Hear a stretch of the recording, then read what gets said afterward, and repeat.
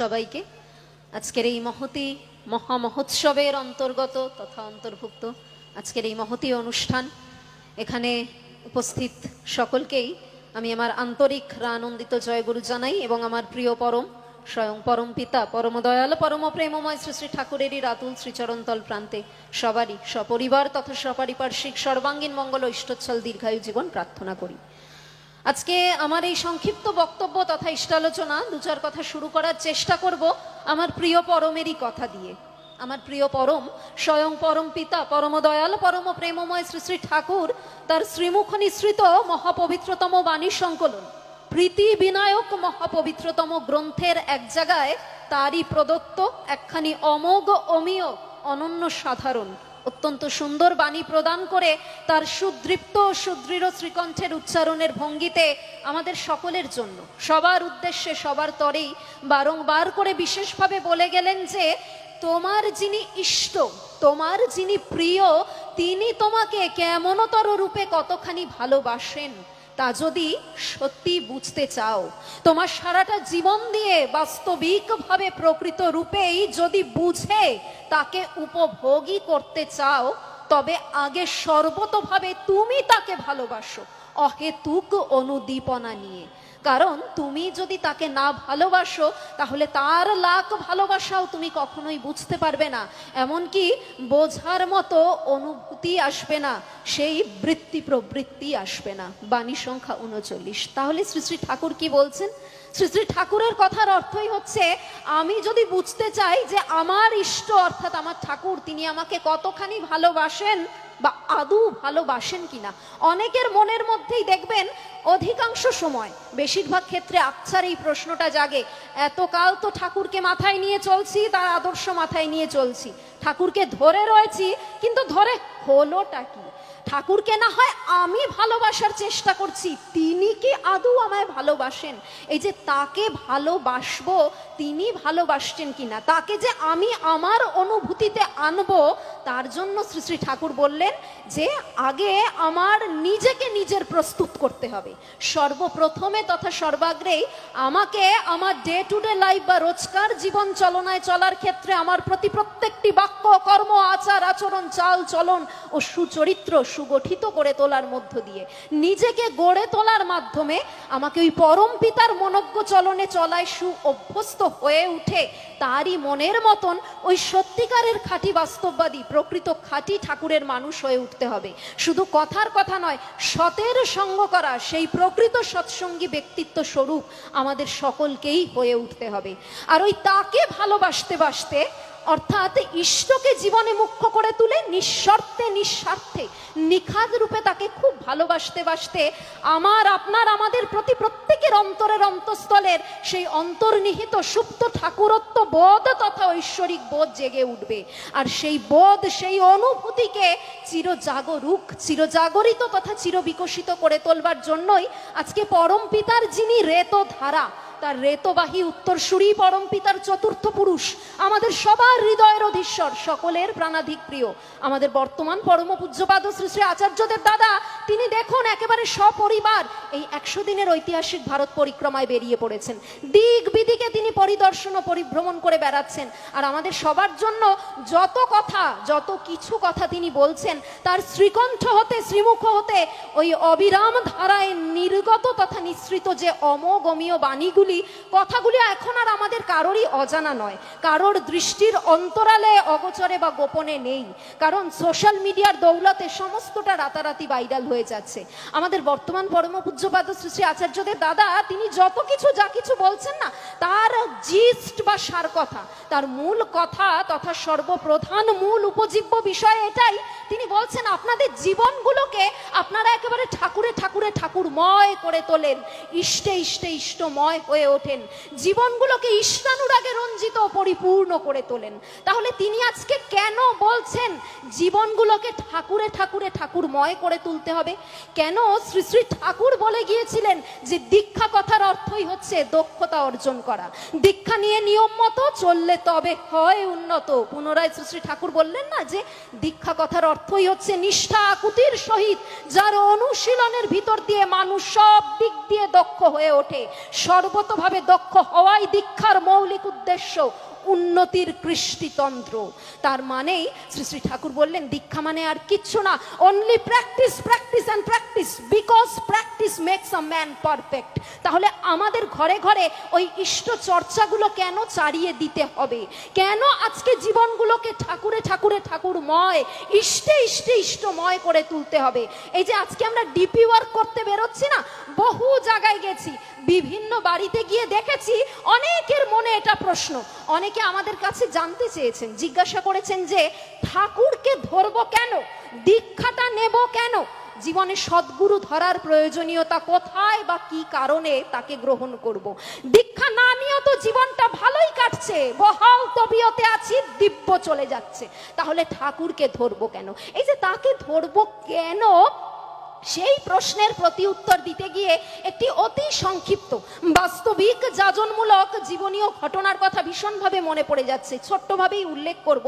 আমার প্রিয় পরম স্বয়ং পরম পিতা পরম দয়াল পরম প্রেমময় শ্রী শ্রী ঠাকুর একদিন আমাদের দেওঘর পুণ্যধাম ঠাকুর বাড়ি, আমাদের সৎসঙ্গ আশ্রমের পার্লারে প্রতি প্রত্যহের ন্যায় তার শ্বেত শুভ্র আসনে বিরাজমান। তিনি সেখানে উপবিষ্ট, রোজকার মতোই তার সামনে অগণিত ভক্তবৃন্দ উপস্থিত ভক্তমণ্ডলীর সাথে রোজকার মতো শ্রী শ্রী ঠাকুর বিভিন্ন বিষয়ে কথাবার্তা বলছেন, তাদের পারিবারিক তথা পারিপার্শ্বিক পরিবেশের তিনি কুশলাদি সংবাদ বিনিময় করছেন।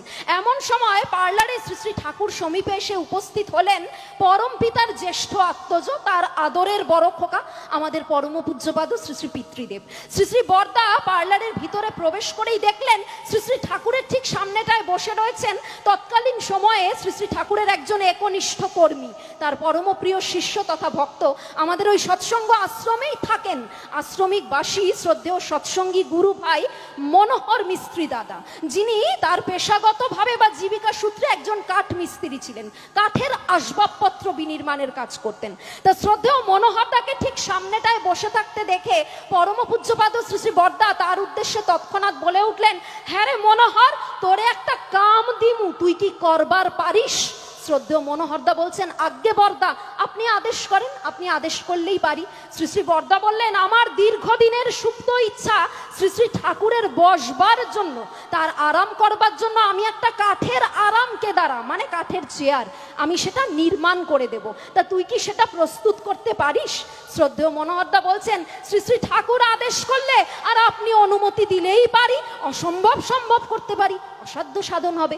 পরম পূজ্যপাদ শ্রী শ্রী বরদা শ্রী শ্রী ঠাকুরের অনুমতি নিয়ে তাকে আদেশ করলেন যে আগামীকাল থেকে তুই শ্রী শ্রী ঠাকুরের বসবার জন্য ওই কাঠের চেয়ার তৈরি করবার, ওই প্রস্তুত করবার কাজ শুরু করে দে।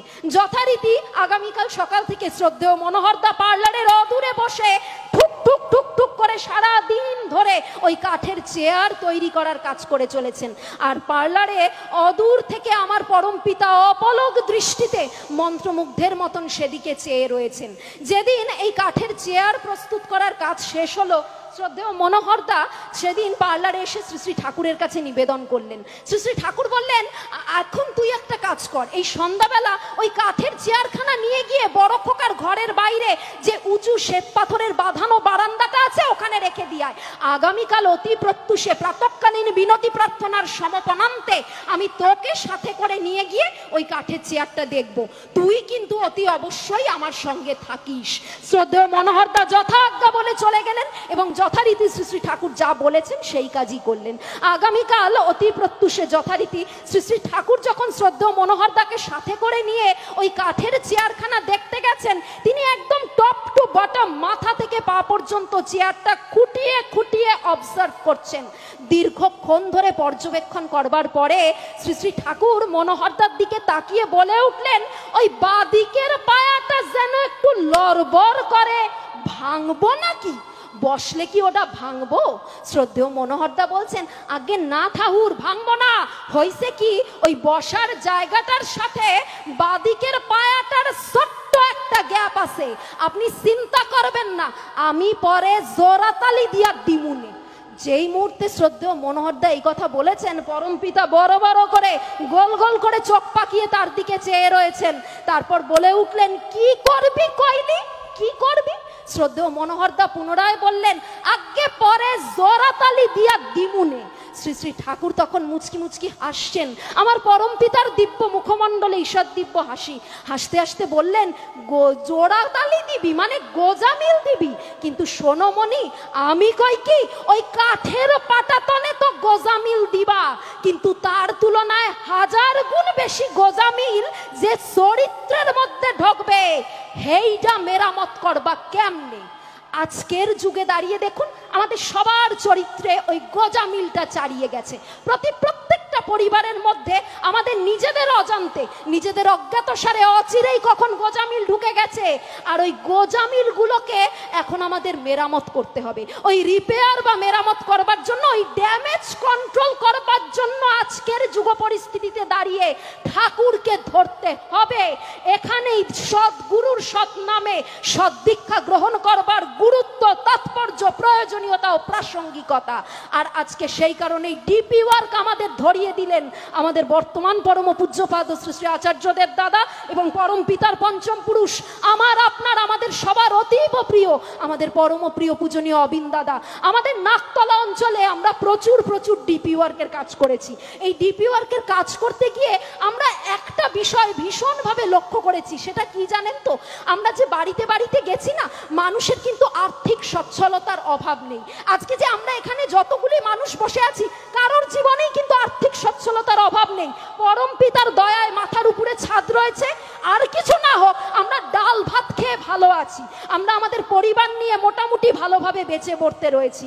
আর প্রত্যেকটা মানুষের বাড়ি, গাড়ি, ধন সম্পদ, এমনকি মোটা টাকা ব্যাংক ব্যালেন্সও রয়েছে। কিন্তু সমস্যাটা তাহলে কোথায়? সমস্যাটা হচ্ছে মানুষগুলি ঘরে ঘরে ডিপ্রেশনে ভুগছে। প্রত্যেকটা ঘরে গিয়ে আমরা দেখছি কি ভীষণ মেন্টাল ডিপ্রেশন তাদের মধ্যে। আমরা আমাদের মন্দিরের ঠিক সামনে, মানে নাকতলা সৎসঙ্গ বিহারের ঠিক সামনে একটা বাড়িতে ডিপি ওয়ার্ক করতে গেছি, মায়েরা মিলে, শুধু মায়েরা।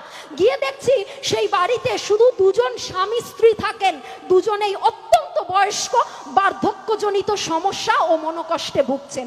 আর সেই বাড়ির যিনি গৃহকর্ত্রী মা, কোমর থেকে পা পর্যন্ত পুরোটা প্যারালাইজড, একেবারে পক্ষাঘাতগ্রস্ত, উঠে বসতেই পারেন না, চলা তো দূরস্থ। আমরা যখন তাদের কাছে গিয়ে যাজন করলাম, তারা মন্ত্রমুগ্ধের মতন শুনলেন। এবং যে মানুষটি উঠে বসতে পারতেন না, 1 সপ্তাহ যাজন করবার পরে তিনি উঠে বসেছেন এবং তিনি পুনরায় ইষ্টবৃত্তি শুরু করেছেন। আমরা নিজেরা হাতে ধরিয়ে দিয়ে তাকে ইষ্টবৃত্তি করিয়ে এসেছি। 1 মাস হয়ে যাওয়ার পরে আমরা যখন ইষ্টবৃত্তির অর্ঘ্যটা তার কাছে চাওয়ার জন্য গেলাম, যখন জানাতে গেলাম আপনার কিন্তু ইষ্টার্ঘ্য জমা দেওয়ার সময় হয়ে গেছে, শুনলে বিশ্বাস করবেন না, অবিশ্বাস্য অলৌকিক ঘটনা বলে মনে হবে। সেই প্যারালাইজড মা নিজের পায়ে হেঁটে এসে দরজা খুলে আমাদের ভিতরে ডেকেছেন, আমাদের সাদরে ভিতরে বসবার জন্য আমন্ত্রণ ও আহ্বান জানিয়েছেন। আর আমাদের কাছে টেনে নিয়েছেন, বুকে টেনে নিয়ে বলেছেন, আমার নিজের সন্তান আমার জন্য যা করেনি তোমরা তাই করলে।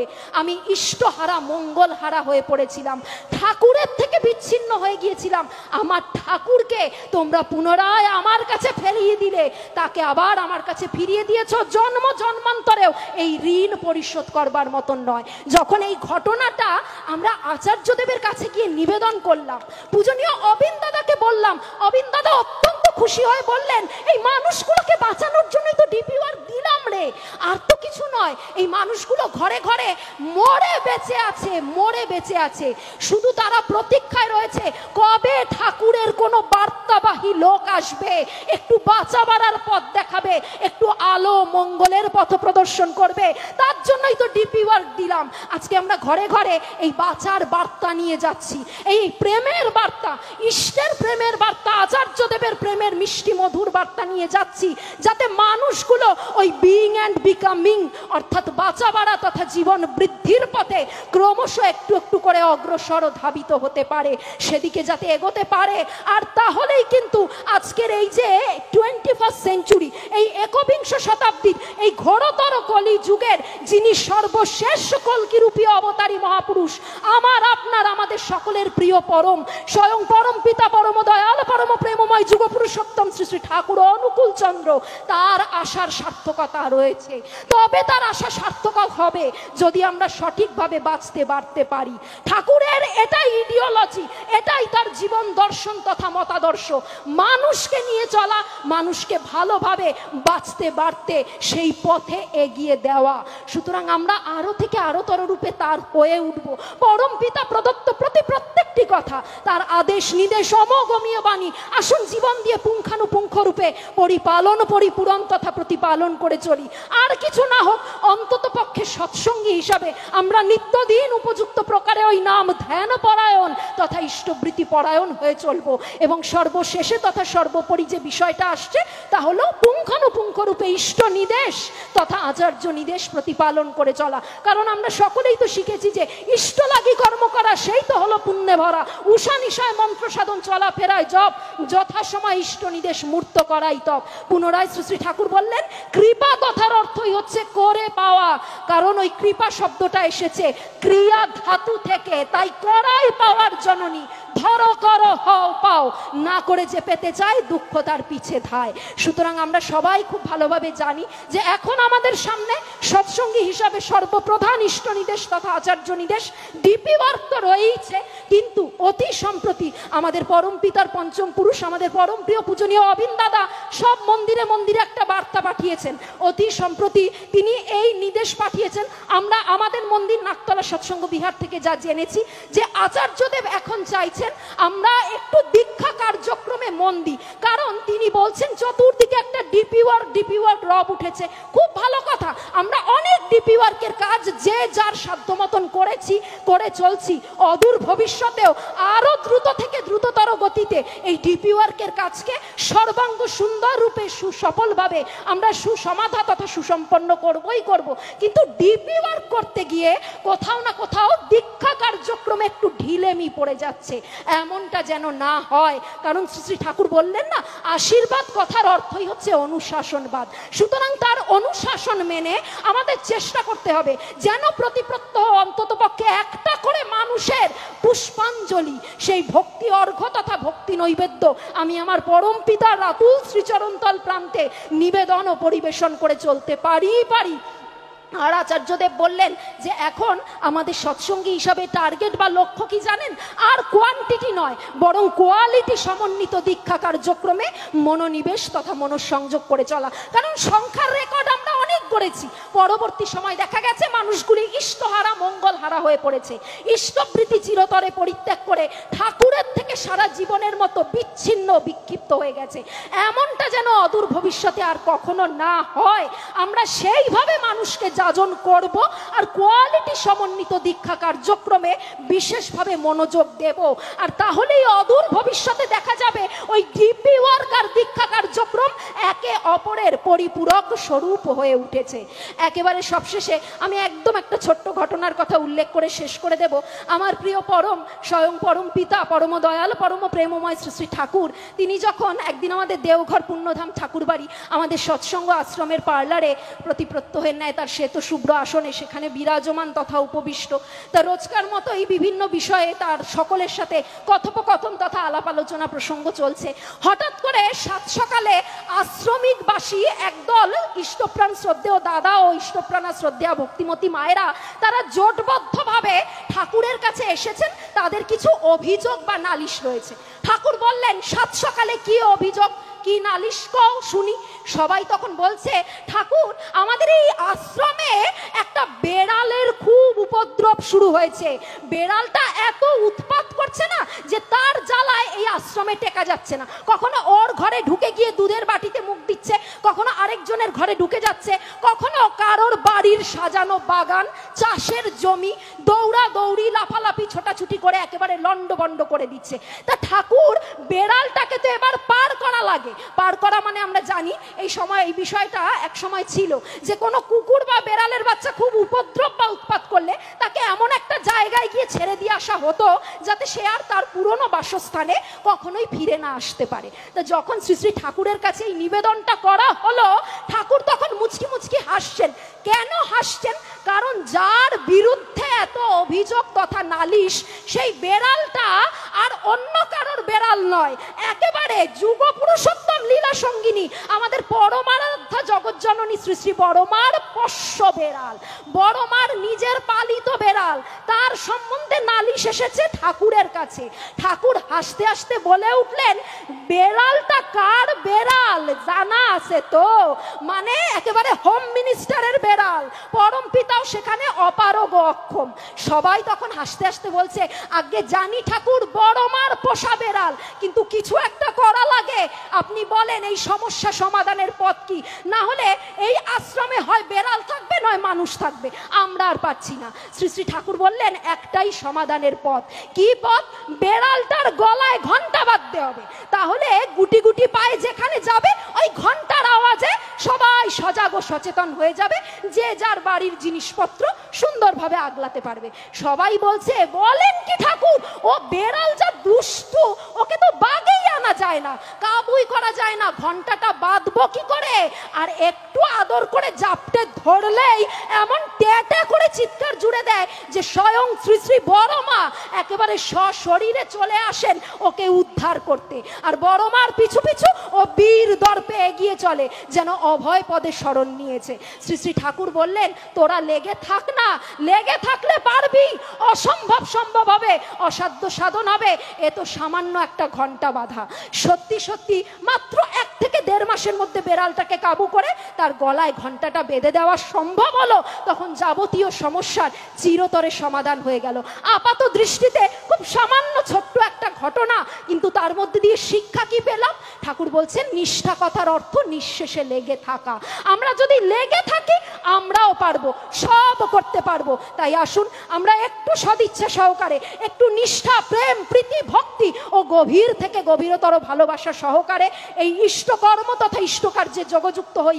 নিজেদের আজীবন ইষ্ট সেবায় নিয়োজিত করে রেখে আসুন ইষ্ট স্বার্থ প্রতিষ্ঠা পরায়ণ হয়ে চলে সপরিবার তথা সপারিপার্শ্বিক পরিবেশ সহকারে আমাদের জীবনগুলো দিয়ে আমরা হয়ে উঠি ধন্য, সার্থক ও কৃতার্থ। তার কাজ করতে করতে জীবনগুলোকে আসুন আমরা ধন্য করে চলি। তাহলেই আমাদের জীবনে শ্রী শ্রী ঠাকুর ও শ্রী শ্রী আচার্যদেবকে পাওয়ার যে প্রকৃত রূপে বাস্তবিক সার্থকতা, তাও চিরতরে প্রস্ফুটিত হয়ে উঠতে পারবেই পারবে। আসুন নিজেরা শ্রী শ্রী ঠাকুরকে নিয়ে খুব ভালো থাকি, আর তার কাজ করতে করতে আমাদের বর্তমান পরম পূজ্যপাদ শ্রী শ্রী আচার্যদেব দাদা, তার পথে এগোতে এগোতে আমাদের পরম পূজনীয় বড় বৌরানী মা, যিনি আমাদের জগজ্জননী মা, সবাইকে খুব খুব ভালোবাসেন। এবং অতি অবশ্যই আমাদের পরম পিতার পঞ্চম পুরুষ, আমাদের পরম প্রিয় পূজনীয় অবিন দাদাকে খুশি করে চলি, তাদের শান্তি, স্বস্তি, তুষ্টি ও পুষ্টি বিধান করে চলি। কারণ আমাদের সবার জীবনে তারাই তো হলেন পরম পিতার জীবন্ত মূর্ত বিগ্রহ, তারাই পরম পিতার জ্যান্ত প্রতীক স্বরূপ। তাই আমরা যদি কিছুটা হলেও তাদেরকে মানসিক শান্তি, স্থিতি ও পরম তৃপ্তি প্রদান করতে পারি, তাদের খুশি করতে পারি, তাহলে আমার ঠাকুরও খুশি হবেন। আসুন নিজেরা শ্রী শ্রী ঠাকুরকে নিয়ে খুব ভালো থাকি, অপরকে ভালো রাখি, সবাই মিলে সমবেতভাবে ভালো থেকে শ্রী শ্রী ঠাকুর ও শ্রী শ্রী আচার্যদেবকে ভালো রাখি। অবশেষে একদম সবশেষে এইটুকু বলেই শেষ করে দেব। আমাদের বর্তমান পরম পূজ্যপাদ শ্রী শ্রী আচার্যদেব দাদা বলছেন, আজকের যে যুগ পরিস্থিতিতে আমরা দাঁড়িয়ে রয়েছি না, এই যুগটা বড্ড আত্মকেন্দ্রিক, স্বার্থপরতার একটা যুগ।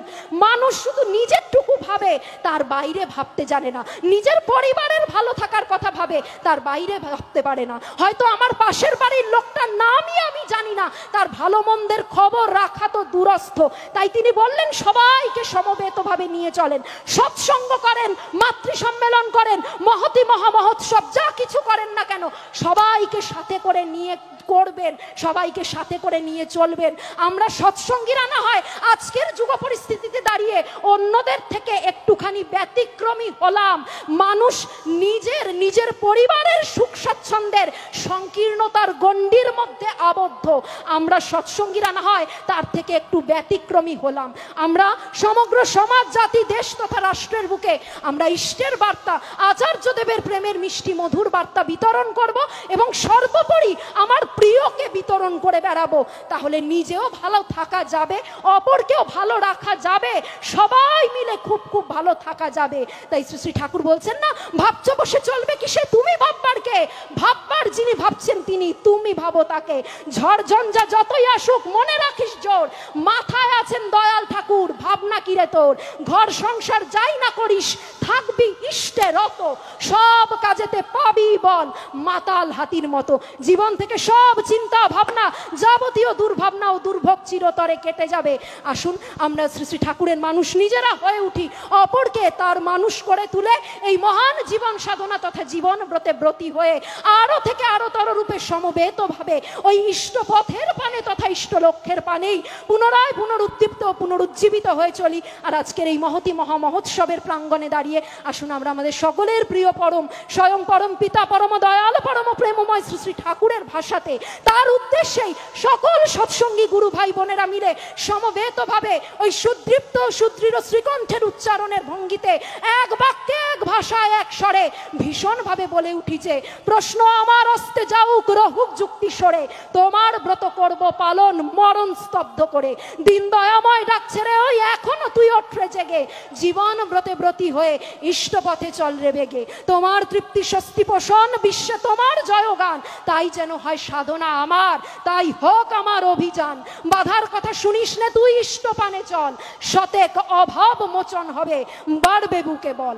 আমি আমার প্রিয় পরম স্বয়ং পরম পিতা পরম দয়াল পরম প্রেমময় শ্রী শ্রী ঠাকুরের আতুল শ্রীচরণ তল প্রান্তে সবারই সপরিবার তথা সপারিপার্শ্বিক সর্বাঙ্গীন মঙ্গল ইষ্টোচ্ছল দীর্ঘায়ু জীবন প্রার্থনা করছি। খুব খুব ভালো থাকবেন সবাই। জয় গুরু সবাইকে, বন্দে পুরুষোত্তমম।